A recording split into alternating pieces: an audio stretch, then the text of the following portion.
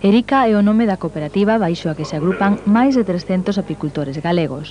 Naceu hai 11 anos por iniciativa dun grupo de 70 socios da Asociación Galega de Apicultores coa intención de comercializar o mel e servir de unión a todas as persoas que se dedican a esta actividade de forma complementaria.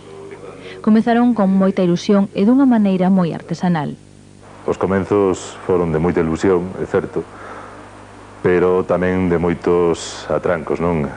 Partíase cun sistema de envasado bastante artesanal, o etiquetado, bueno, acordome de anécdotas como esa, non? Poder ter que untar o pegamento nas etiquetas e depois pegar as etiquetas nos botes, pois xa a cola xa ven nelas.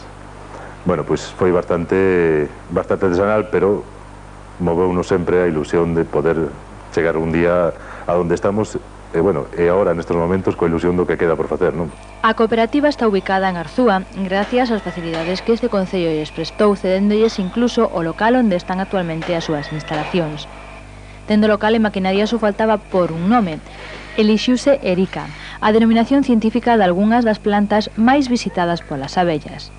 Por decir de alguma forma, é o nome científico dos carrascos e das uces do monte, das flores típicas de Galicia, das flores que as abellas visitan desde sempre, non? Que están por todos os montes, carrascos, as carrascas, as uces.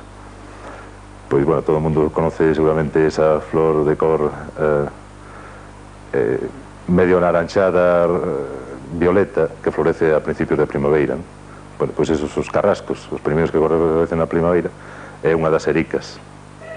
Entre todos os produtores integrados nesta cooperativa suman máis de 30.000 colmeas que dan unha produción anual de 70.000 kilos de mel.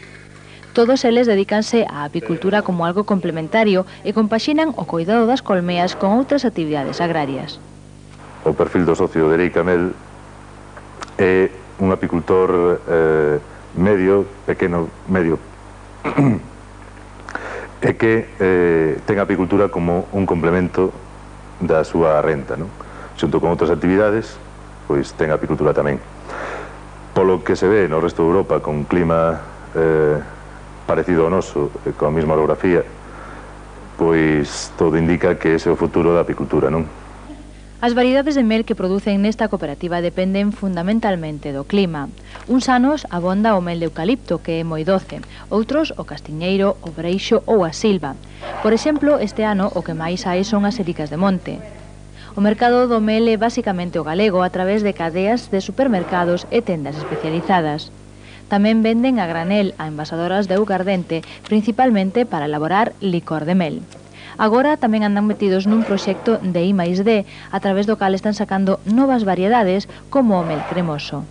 O objetivo principal, posto que somos unha cooperativa, é pagarlle o máximo posible o mel aos socios, non? Nestes momentos queremos que o mel ten calidade suficiente, custa o seu traballo producilo, como para que o precio sea un poquinho máis alto. Entón, en alas a darlle un valor engadido ao mel, darlle un valor engadido e tamén, por suposto, darlle máis calidade ao consumidor, non? Naceu a idea de facer o mel cremoso.